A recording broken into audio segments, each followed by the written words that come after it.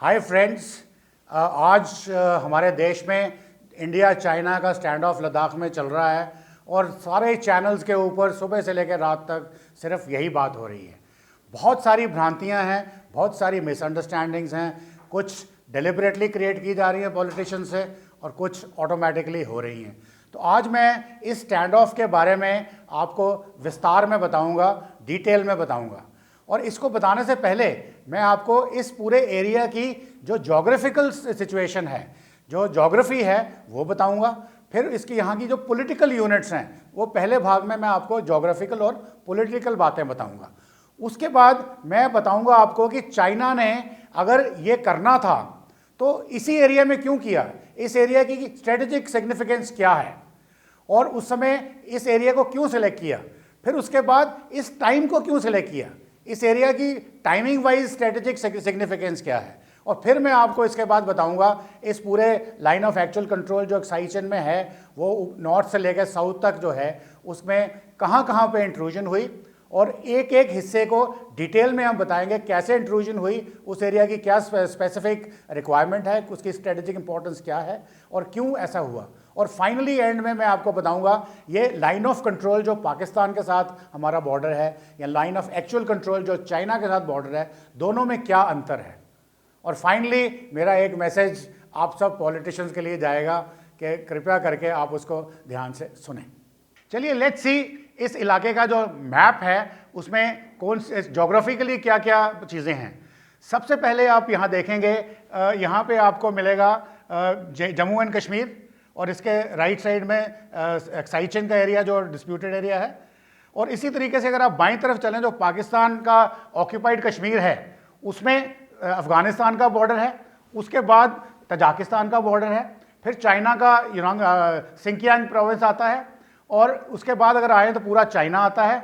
और इधर से नीचे से अगर हम चलें तो आपको नेपाल मिलेगा और उसके बाद भूटान और उसके बाद बाकी कंट्रीज़। अभी यहाँ पे जोग्राफिकली अगर आप देखें तो ये जो अफगानिस्तान, पाकिस्तान और तजाकिस्तान का बॉर्डर है इसके आसपास आपको एक फीचर मिलेगा जिसको हम बोलते हैं पामीर नॉट। ये पामीर नॉट एक कन्फ्लुएंस है जहाँ से सारी माउंटेन रेंजेस जैसे हिमालयाज़ हैं नीचे आते हैं, उसके बाद हिंदू कुश हैं जो नॉर्थ वेस्ट की तरफ जाते हैं, इस तरह से वहाँ से सारी चीज़ें निकलती हैं। आइए अब देखें ये जम्मू कश्मीर का जो नॉर्थ ईस्टर्न रीजन है जिसको हम एक्साइचन बोलते हैं और यही एक डिस्प्यूटेड रीजन है। वैसे तो ये एक्साइचन अर्स्टवाइल जम्मू एंड कश्मीर जो महाराजा हरि सिंह की जम्मू एंड कश्मीर जो थी उसके हिसाब से ये जम्मू एंड कश्मीर का ही हिस्सा है, पर 1950 में चाइना ने इसको तिब्बत का हिस्सा बता के इसको फोर्सिबली ऑक्यूपाई कर लिया और उसके बाद 1962 में इसी बात पे हमारी लड़ाई भी हुई और उसके बाद ये जो लाइन बनती आई है ये बन गई लाइन ऑफ एक्चुअल कंट्रोल। अब इस लाइन ऑफ एक्चुअल कंट्रोल के ऊपर देखें आपको वहाँ पे काराकोरम रेंज मिलेगी, K2 रेंज मिलेगी और वहाँ पे आपको K2 पास भी मिलेगा। और उसके ऊपर अगर आप देखें जो तिब्बत, जो चाइना जिसको तिब्बत जिसको चाइना ने ऑक्यूपाई कर रखा है, जो उनकी मेन हाईवे है वो वेस्ट से आती हुई ईस्ट की तरफ आती है, एक्साइचन के बीच में से गुजरती हुई और K2 के रफली K2 की लोकेशन से होती हुई ये नॉर्थवर्ड्स काशगर की तरह चली जाती है। और दूसरी जो इंपॉर्टेंट हाईवे इस एरिया में है वो है हमारी चाइना की चाइना पाकिस्तान इकोनॉमिक कॉरिडोर जिसको हम कोराकोरम हाईवे भी कहा करते थे पहले। वो रफली काशगर से शुरू होकर के खुंजरेब पास तक आती है, वहाँ पे वो बाउंड्री क्रॉस करती है पाक ऑक्यूपाइड जम्मू एंड कश्मीर की एक जगह है उसका नाम है हवेली, वहाँ से हुंजा, फिर गिलगित और गिलगित से फिर ये बाएं होती हुई साउथ में ग्वादर की तरफ चली जाती है। अब इस एरिया में ये दो बड़ी इंपॉर्टेंट हाईवेज हैं और कोराकोरम रेंज जो है इसमें दो इंपॉर्टेंट पासेस हैं, एक K2 पास है और दूसरा खुंजरेब पास है। अब ये जो दो हाईवेज मैंने आपको बताई है ये एक लाइफलाइन है चाइना के लिए for a gateway to Tibet और जिसकी बहुत ज़्यादा इंपॉर्टेंस है। उसके अलावा जो दूसरी हाईवे मैंने आपको काराकोरम हाईवे जो CPEC का हिस्सा है चाइना पाकिस्तान इकोनॉमिक कॉरिडोर का, ये भी एक बहुत ही स्ट्रेटेजिकली इंपॉर्टेंट रोड है जो चाइना और पाकिस्तान के लिए बहुत ज़रूरी है। अब ये जो दो हाईवेज जो हमारे जम्मू कश्मीर में एक एक्साइचन से गुजरती हुई और दूसरी पाक ऑक्यूपाइड कश्मीर से होती हुई जा रही है, ये दोनों की स्ट्रेटेजिक इंपॉर्टेंस बहुत ही ज़्यादा है चाइना के लिए। चाइना चाहेगा कि हर कीमत पे इंडिया इन हाईवे से इंटरफेयर ना कर पाए। देखते हैं कैसे। ये जो आपने देखा K2 पास है जिसके नॉर्थ से ये हाईवे जा रही है। K2 पास के साउथ में अगर आते हैं, slightly to the south east, आपको वहां पे मिलेगा डेप्सोंग प्लेन। तो डेप्सोंग प्लेन में एक जगह है दौलत बाग ओल्डी। इस दौलत बाग ओल्डी पे ऊपर हमारी एक एडवांस लैंडिंग ग्राउंड है, यानी कि एक किस्म की एयरफील्ड है जो पूरी वेल प्रिपेयर्ड नहीं है, परंतु उस पर हमारे बड़े जहाज लैंड कर सकते हैं। और एक अगर उसके बाद आप देखें डेप्सोंग प्लेन्स के वेस्ट में अगर आप देखें तो आपको मिलेगी एक mountain range, snow cap mountain range, जो north west to north east की तरफ जा रही है। इसको हम बोलते हैं सेसर रिज। इस सेसर रिज के ऊपर एक सेसर पास है, और ये वो पास है जहां से आज तक इंडियन आर्मी की जितनी भी रसद थी इस डेप्सोंग प्लेन के ऊपर, डिप्लॉयमेंट जो ट्रुप्स थे उनकी जितनी भी रीइंफोर्समेंट्स थी, उनके जितने लॉजिस्टिक्स थे, वो इस रोड से चलते थे। परंतु इस रोड को आज तक हम बना नहीं पाए बिकॉज ये टेरेन बहुत डिफिकल्ट है और बनाना बड़ा मुश्किल था। और इस रोड पे चलने के लिए कम से कम 3 दिन का समय लगता था अगर सोल्जर्स को बाई फुट इंडक्ट करना है और उनका सामान लेके जाना है। परंतु उसके साथ में आपको एक रिवर दिखेगा रफली, और ये है हमारा श्योक रिवर, जिसको जो ऑल अलोंग चलता है। और हमने जो ले से जो इनका रिप्लेनिशमेंट पॉइंट है, वहाँ से जब आते हैं तो पहले जो वैली आती है वो उसमें थॉइस है, और अगली वैली में अंदर श्योक वैली है। और इसके ऊपर भी हमने एक रोड बना रखी थी जो बड़ी कच्ची रोड थी, परंतु अब हमने इसको पूरा रोड बनाया है दरबुक से लेकर के श्योक तक, श्योक से लेकर के दौलत बाग ओल्डी तक। और यही जो मेजर रोड है, जो 255 किलोमीटर रोड है, ये चाइना के लिए इस वक्त बोन ऑफ कंटेंशन बनी हुई है, इसीलिए उन्होंने ये करा है। तो इस रोड के ऊपर कुछ इंपॉर्टेंट पोस्ट हैं हमारी, जैसे कि अगर हमने जाना है हॉट स्प्रिंग्स बे जो यहाँ पे स्थित हैं तो भी इस रोड का इस्तेमाल होगा। उसके बाद अगर हमने जाना है गलवान वैली में जो यहाँ पे है तो भी इस रोड का इस्तेमाल होगा। और फाइनली डेप्सोंग प्लेन के ऊपर और दौलत बाग ओल्डी में जाना है, वहाँ तो है ही है। उसके अलावा अगर हम इस सेसर रिज से वेस्ट में आते हैं तो आपको ये इलाका सियाचिन ग्लेशियर का मिलेगा। अब सियाचिन ग्लेशियर की जितनी भी रसद है, जितनी भी रीइंफोर्समेंट्स हैं, जितना लॉजिस्टिक्स है, वो इसी वैली में से होके ऊपर जाता है। और अगर ये चाइना दौलत बाग ओल्डी को कैप्चर कर लेता है तो सबसे पहले वो अपनी ये जो रोड है काराकोरम हाईवे को बचा लेगा, प्लस जो हमारी रीइंफोर्समेंट्स इस वैली से होकर जा रही हैं वो उनके ऊपर भी पूरी नज़र रख सकता है, उनको इंटरफेयर कर सकता है। तो हमारा जो इस सियाचिन का ये इलाका है ये बिल्कुल अनटेनेबल हो जाएगा। इसलिए ये बहुत ज़रूरी है कि हम दौलत बाग ओल्डी को कैप्चर करके रखें, अपने कंट्रोल में रखें, और इस सेसर रिज के ऊपर चाइना को नहीं आने दें, ताकि हमारा जो पाकिस्तान के साथ इलाका है सियाचिन ग्लेशियर का, वो जेपोडाइज ना हो। उसके अलावा उसके आगे का जो इलाका है पीओके का, गिलगित बाल्टिस्तान का इलाका है, जिसमें से पाकिस्तान ने चाइना को अलाउ किया है सीपैक बनाने के लिए, और उसके ऊपर जो हमने नज़र रखनी है वो हम सियाचिन से रख सकते हैं, या अगर हमारी ये जो एयरफील्ड है उसकी मदद से हम कोई रिकॉनेसेंस एयरक्राफ्ट वगैरह भी हम लॉन्च कर सकते हैं। और ये जो बीच वाला इलाका आप थोड़ा सा देख रहे हैं सियाचिन से वेस्टवर्ड, ये है शाक्सकाम वैली। ये एक्चुअली जम्मू कश्मीर का हिस्सा है, हिंदुस्तान का हिस्सा है, परंतु पाकिस्तान ने ये इलाका चाइना को मुफ्त में सीड कर दिया, अबाउट 38,000 स्क्वायर किलोमीटर्स, क्योंकि चाइना ने इसके अंदर से भी एक रोड बना रखी है जो तिब्बत को सिंकियांग के साथ जोड़ती है। तो इसलिए इस इलाके की इम्पोर्टेंस इतनी ज़्यादा है कि जो इस एरिया को कंट्रोल करेगा वो इस एरिया में चाइना की जो काराकोरम हाईवे है उसको भी इंटरफेयर करेगा, और जो सीपैक वाला कॉरिडोर है उसको भी इंटरफेयर करेगा। ओके, अब देखते हैं कि इस इलाके की ओवरऑल इंपॉर्टेंस क्या है। जब हिंदुस्तान को आज़ादी मिल रही थी तो उस वक्त ब्रिटिश के दिमाग में क्या चल रहा था? ब्रिटिश सोच रहे थे कि उन्होंने थर्ड वर्ल्ड वॉर कैसे लड़नी है, और वो भी रशिया के अगेंस्ट। तो वो अगर इंडिया के जब लीडर्स से उनकी जो बात हो रही थी तो उनको लगा नहीं कि जो इंडियन लीडरशिप थी वो आफ्टर इंडिपेंडेंस उनकी लाइन को टो करेगी। उनको पता लग गया था कि इंडियन लीडरशिप जो है उनके साथ नहीं चलने वाली, क्योंकि उस वक्त हमारे जो जवाहरलाल नेहरू प्राइम मिनिस्टर थे वो नॉन अलाइंड के फेवर में थे, नॉन अलाइनमेंट के फेवर में थे। तो इसलिए लग रहा था कि शायद रशिया के अगेंस्ट अगर लड़ाई लड़नी है तो उनके पास यहाँ से कोई कॉरिडोर नहीं था। इसलिए उन्होंने सोचा कि पहले हम एक पाकिस्तान नाम के कंट्री को बनाएं और उसमें जम्मू एंड कश्मीर को भी पाकिस्तान में जोड़ें। परंतु जम्मू एंड कश्मीर ये अगेन पूरा सब्जेक्ट है, पूरा जुड़ना नहीं चाहता था या नहीं जोड़ा, इंस्ट्रूमेंट ऑफ एक्सेशन साइन हुआ, पर उन्होंने अपने तरीके से जो 1948 की लड़ाई इस तरीके से लड़ाई और गिलगित बाल्टिस्तान में मेजर ब्राउन नाम के एक ऑफिसर के थ्रू ऐसी पॉलिटिक्स चलाई कि ये गिलगित बाल्टिस्तान इलाका जो था वो पाकिस्तान के साथ आ गया। अब इसकी जगह की इंपॉर्टेंस ये है कि इसके पास अफगानिस्तान का बॉर्डर है और तजाकिस्तान अब बना है, तब वो रशिया था, तो एक गेटवे मिलता था रशिया की तरफ जाने के लिए। और फिर अगर तजाकिस्तान के थोड़ा सा ऊपर जाते हैं रशिया की तरफ तो यहाँ कैकेशियन ऑयल फील्ड्स हैं, वहाँ मिनरल रिच एरिया है, तो उस एरिया को जो कंट्रोल करेगा वो समझा जाएगा कि दुनिया के इस भाग को वो कंट्रोल करता है। तो ये दो बड़ी बड़ी ब्रॉड कंसिडरेशन थी जो ब्रिटिश के माइंड में कि हमने ये वाला इलाका हमने पाकिस्तान को ही देना है ताकि पाकिस्तान हमारी बात मानने को तैयार था। उसके बाद में क्या हुआ वो अलग बात है, परंतु इस इलाके की जियोस्ट्रैटेजिक इंपॉर्टेंस जो है वो इतनी ज़्यादा है कि ये एक सेंट्रल एरिया है, इसके ऊपर सब कंट्रीज़ की तरफ आपको एक्सेस पैसेज मिलता है, प्लस अभी यहाँ पे दो मेजर हाईवेज हैं जो पाकिस्तान और चाइना के लिए एक किस्म की रीढ़ की हड्डी हैं और वो नहीं चाहेंगे कि इनके ऊपर इंडिया का किसी तरीके से भी कंट्रोल हो।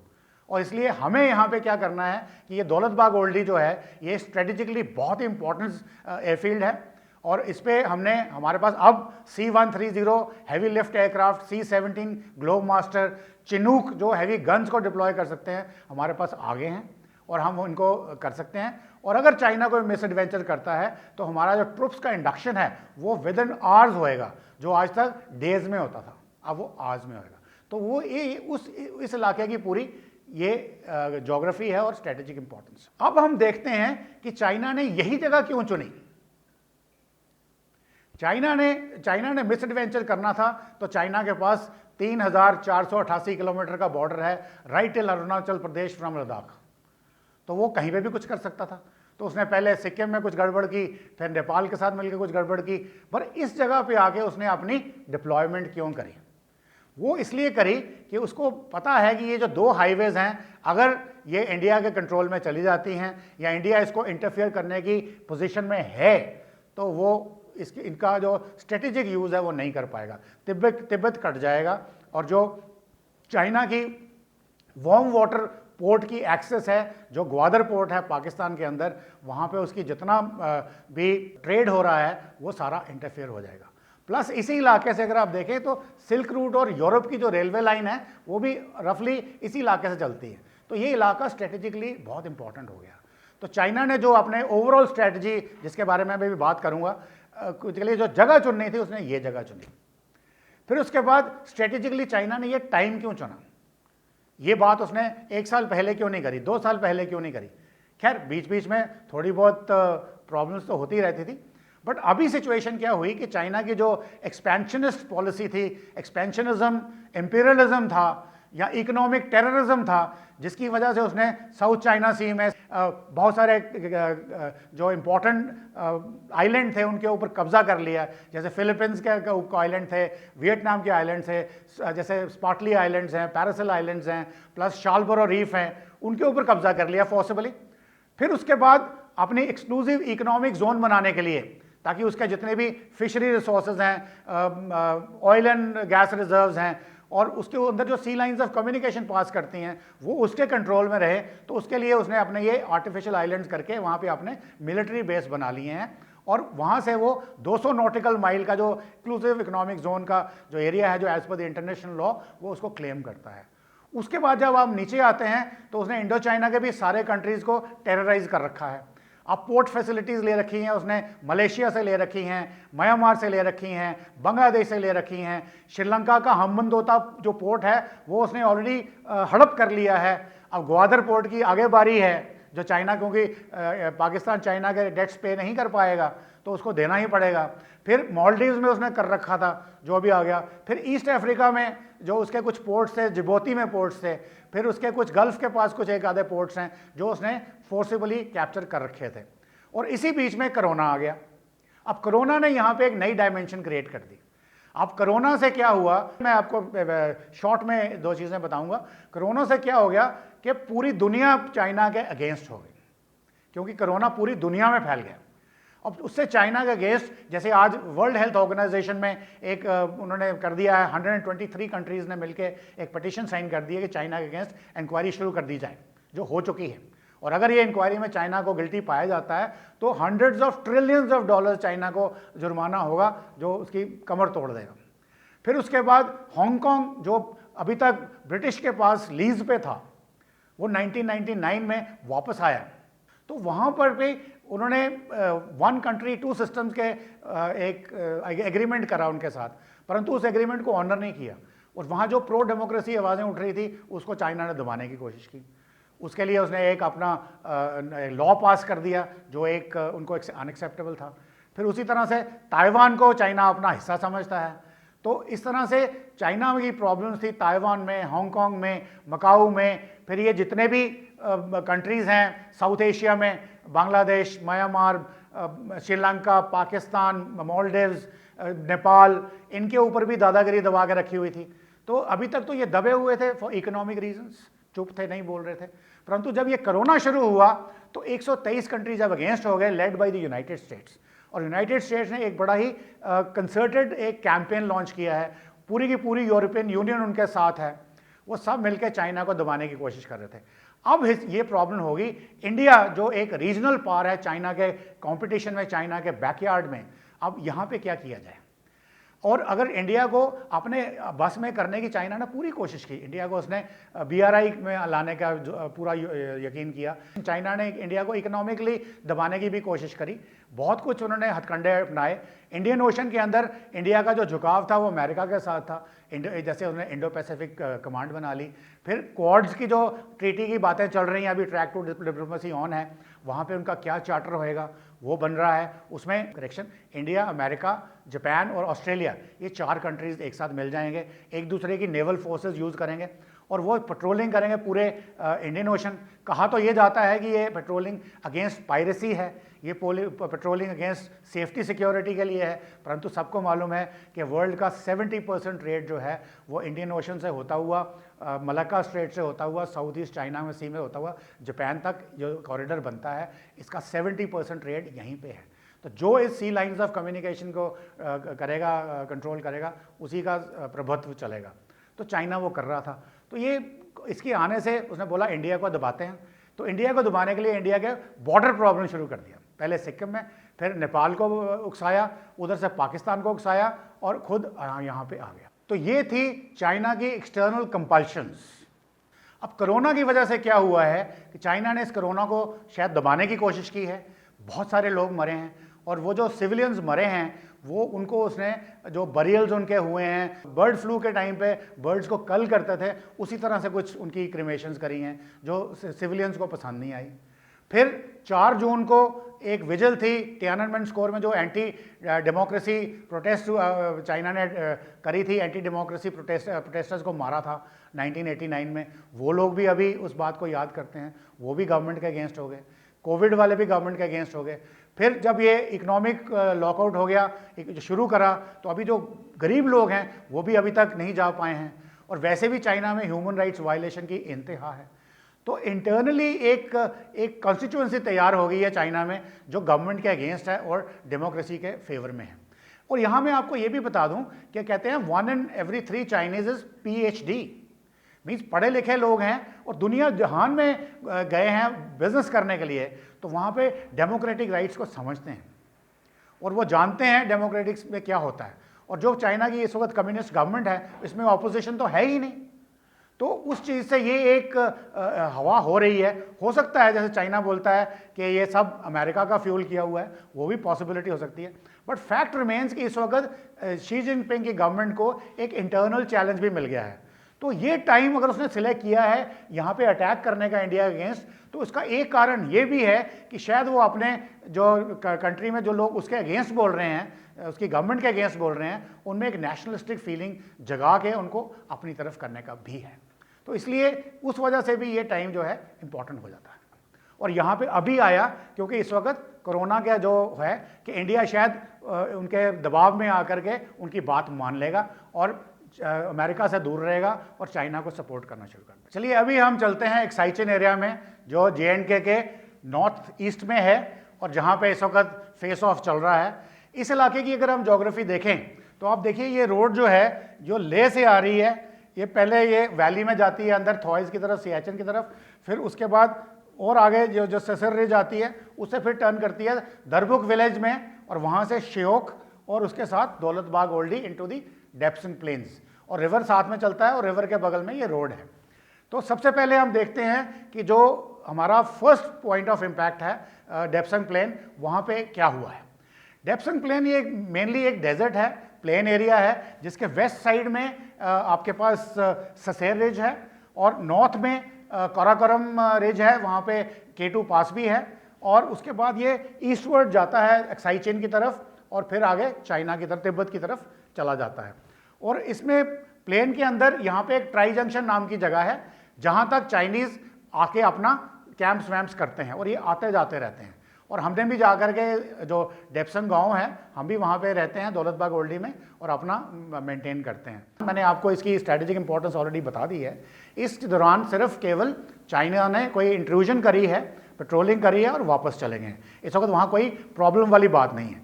अब यहाँ पे अगर आप देखें कि गलवान कन्फ्लुएंस से जब ये रिवर स्टार्ट होता है और वेस्टवर्ड जाता है, हमने पेट्रोलिंग पॉइंट 14 तक पूरी की पूरी रोड बना ली है जो चाइना के गले नहीं उतर रही। उसके बाद हालांकि चाइना भी कोशिश कर रहा है अपनी साइड से पूरी रोड बनाने का, और आज की डेट में अभी चाइना जो रोड है वो 8 किलोमीटर शॉर्ट है पेट्रोलिंग पॉइंट 14 से, जो कि जहाँ पे कि एक्चुअली लाइन ऑफ कंट्रोल है, और वहाँ से ये साउथ वेस्ट की तरफ होता हुआ तिब्बत की तरफ चला जाता है। तो यहाँ की जो ज्योग्राफी है इस जगह की ये है। अभी यहाँ क्या है कि पेट्रोलिंग पॉइंट 14 तक लेजिटिमेट एलएसी है, line of actual control, but Chinese ने क्या किया कि जो एरिया हमारे एरिया में है एलएसी के वेस्ट में तकरीबन 8 किलोमीटर का है एरिया जिस कन्फ्लुएंस से लेकर पेट्रोलिंग पॉइंट 14 तक, उसके ऊपर आगे अपनी कुछ डिप्लॉयमेंट कर दी है, कुछ टेंट्स लगा लिए हैं, कुछ गाड़ियाँ खड़ी हैं। तो उसके बाद और जो पीछे वाला एरिया है, और वहाँ पे भी हमको आज सुबह की जो सैटेलाइट पिक्चर हमें मिली हैं उसमें पता चला है कि वहाँ पे शायद एक ब्रिगेड साइज फोर्स है इस पूरी वैली के अंदर। और यहाँ पे हमारा जो 6 जून को समझौता हुआ था लेफ्टिनेंट जनरल लेवल की मीट का, उसमें यह डिसाइड किया गया था कि हम डी इंडक्शन करेंगे फेजेस में। तो पहले हमें बोला गया था कि आप 2.5 किलोमीटर पीछे चलेंगे। उसका मतलब था कि चाइना जो है पेट्रोलिंग पॉइंट 14 के ईस्ट की तरफ चला जाए और पेट्रोलिंग पॉइंट 14 के वेस्ट में कोई उसकी डिप्लॉयमेंट ना हो जहाँ पे हमारी डिप्लॉयमेंट थी। परंतु ऐसा हुआ नहीं। जब हमारे जो एक पेट्रोलिंग पार्टी एक कमांडिंग ऑफिसर से साथ में वहाँ पहुँची, वहाँ उनकी झड़प हुई और कुछ गलत बातें हुई, जाने गई, हमारी भी गई, उनकी भी गई, और जो तलखी है वो बढ़ गई। और यहाँ पे सिर्फ इतनी सी बात है। उसके बाद नीचे का इलाका अगर हम आ जाएं तो ये जो हाईवे ख़त्म हो जाती है जो दरबुक श्योक दौलत बाग ओल्डी बनाई है, उसके बाद थोड़ा सा साउथ ईस्ट में आते हैं तो हमें वहाँ पे मिलती है पेगोंग लेक। अब पेगोंग लेक एक लॉन्गिश सा फीचर है जो ऑलमोस्ट ईस्ट से आता है वेस्ट में, और जैसे ही लाइन ऑफ एक्चुअल कंट्रोल शुरू होती है तो ये नॉर्थ वेस्ट की तरफ मुड़ जाता है। अब ये जो लेक है इसका 1/3 हिस्सा हिंदुस्तान के पास है और 2/3 हिस्सा पाकिस्तान के चाइना के पास में। अभी इसके नॉर्दर्न बैंक में डिप्लॉयमेंट है, सदर्न बैंक पे डिप्लॉयमेंट है। तो जो इस वक्त जो कंटेंशन में है वो deployment on the northern bank में। चाइना कहता है कि जो लाइन ऑफ कंट्रोल है वो यहाँ पे फिंगर 4 से आती है। इंडिया कहता है कि लाइन ऑफ जो इसकी डिप्लॉयमेंट है वो लाइन ऑफ एक्चुअल कंट्रोल की वो फिंगर 8 से आती है। अभी फिंगर 8 के पास जगह है सिरिजाप 1, सिरिजाप 2, वहाँ पे चाइना ने अपना एक बेस बना रखा है। इंडिया ने फिंगर 4 के पास एक अपना बेस बना रखा है, और फिंगर 4 और 3 के बीच में एक हमारी आईटीबीपी पोस्ट है, और फिंगर्स ये ऐसे जट आउट करती हैं 1, 2, 3 करके 4, 8 तक जाती हैं। अभी ये जो area between finger 4 and finger 8 है ये एक किस्म का पॉइंट ऑफ डिस्प्यूट है। अब उनका बेस है फिंगर 8 पे और वो पेट्रोलिंग करके फिंगर 4 तक आते हैं। हमारा बेस है फिंगर 4 में, हम पेट्रोलिंग करके फिंगर 8 तक जाते हैं। जिस दिन पेट्रोल की क्लैश नहीं होती अपनी अपनी पेट्रोलिंग कर लेते हैं, बीच में कोई इनहैबिटेड जगह नहीं है। जिस दिन क्लैश होती है उस दिन छोटी मोटी स्कफल झड़प हो जाती है। फिर एक बॉर्डर मैकेनिज्म बनाए हुए हैं, 5 एग्रीमेंट साइन किए हुए हैं 93 ऑनवर्ड्स, तो उसके मतलब हिसाब से लेवल चाहे वो कमांडिंग ऑफिसर का हो चाहे ब्रिगेड कमांडर का हो, मीटिंग हो जाती है और सिचुएशन डिफ्यूज़ हो जाती है। अभी क्या हुआ 1999 में जब कारगिल युद्ध हो रहा था तो हमारी सारी की सारी जो तवज्जो थी वो हमारी कारगिल की तरफ थी। तो उस चीज़ का फ़ायदा उठाते हुए चाइना ने क्या किया, ये फिगर 8 से लेकर के फिगर 7, 6, 5 तक इन्होंने अपनी एक मेटल रोड बना ली। यानी कि अब इस जगह पे वो उनको पेट्रोलिंग करने के लिए फुट पे नहीं आना है, वो गाड़ियों में पेट्रोलिंग करेंगे। इंडिया को जब तक ये पता चला तो लेट हो चुका था, प्रोटेस्ट किए बट उसका कोई मतलब नहीं निकला। तो ये जो एरिया फिंगर 5 और फिंगर 4 के बीच में है, ये एरिया ऑलमोस्ट समझ लीजिए कि यहाँ पे कोई चलने का भी रास्ता नहीं है। बड़ी मुश्किल से यहाँ पे सिर्फ आप सिंगल फाइल में एक एक आदमी करके ही क्रॉस कर सकते हैं। तो ये बोलना कि वो चाइनीज फिंगर 4 तक आ गए, गलत है। वो सिर्फ फिंगर 5 तक हैं और वहाँ पे उन्होंने कुछ परमानेंट कंस्ट्रक्शंस कर लिए हैं जो हमको अनएक्सेप्टेबल है, इसलिए वहाँ पे ये प्रॉब्लम है। अब ये सारी प्रॉब्लम सिर्फ इसीलिए ही है कि वो कहते हैं कि आपने ये जो रोड कंस्ट्रक्ट करी है दुरबुक, श्योक और दौलतबाग ओल्डी, ये क्यों करी है। और उसी की वजह से गलवान घाटी जो इंडिया की तरफ एरिया है, पेट्रोलिंग पॉइंट 14 के वेस्ट में है, वहाँ पे उन्होंने अपनी वो फोर्सेस को डिप्लॉय कर दिया।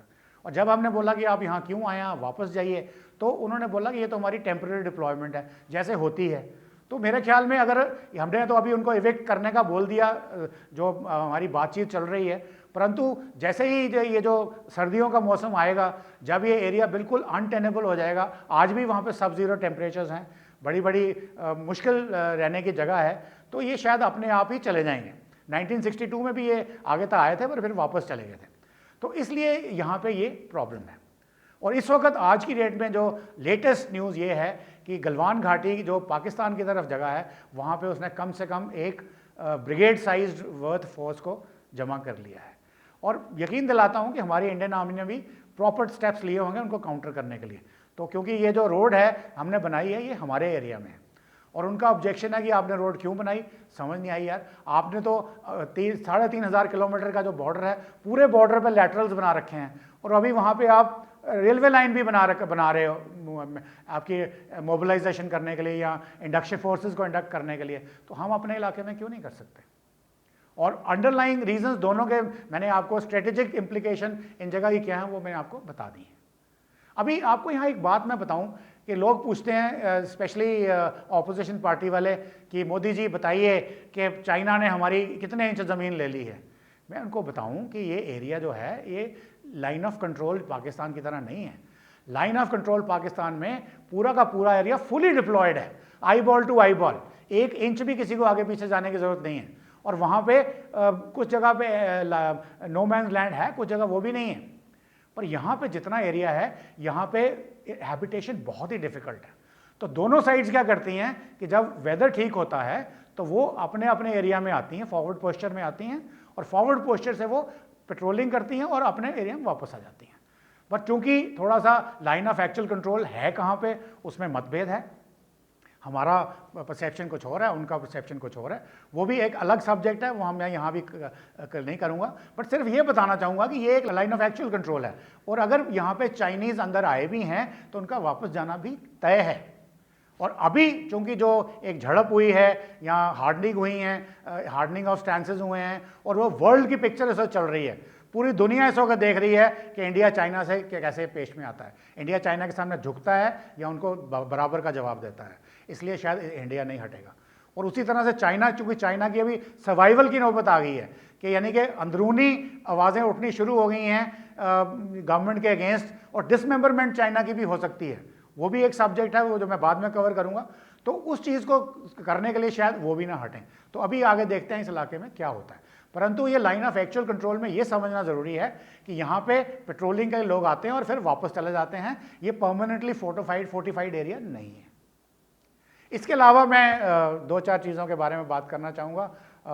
मैं किसी पॉलिटिकल पार्टी का नाम नहीं लेता या लीडर का नाम नहीं लेता, बट कुछ बड़ी बचकानी सी ट्वीट्स आई हैं कि मोदी जी हमको बताइए, अभी करिए, आपने 56 इंच का सीना रखा था, कितनी इंच ज़मीन दे दी है 1 अप्रैल 2020 से 2020 से, कितने चाइनीज़ ने हमारा कितना एरिया ऑक्यूपाई किया। देखिए, आप ऑपोजिशन वाले हैं, चाहे लेफ्टिस्ट हैं, कांग्रेस हैं, लिबर्टियंस वाले हैं, कोई भी हैं, हम डेमोक्रेसी में हैं। आपका हक है गवर्नमेंट को घेरने का, गवर्नमेंट से सवाल पूछना आपका हक है, डेमोक्रेसी आपको देती है।